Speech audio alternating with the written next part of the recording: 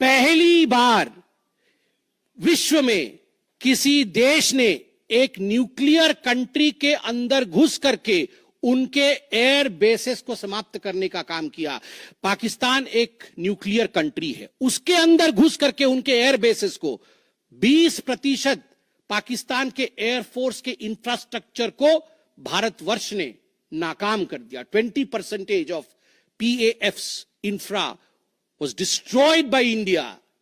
Just imagine, एक nuclear country है, उसमें घुसकर मारना, यह अपने आप में पूरे विश्व में पहला इंस्टेंस है। और भुलारी एयरबेस में 50 PAF पाकिस्तान एयरफोर्स के जवान मारे गए, जिसमें स्क्वाड्रन लीडर उस्मान यूसुफ भी मारे गए। कुल मिलाकर के 9 आतंकी ठिकाने, 11 एयरबेस, 100 से अधिक आतंकी, 50 जवान और अपनी इज्जत, यह पाकिस्तान ने खोया है। I repeat, what Pakistan has lost via operation Sindoor.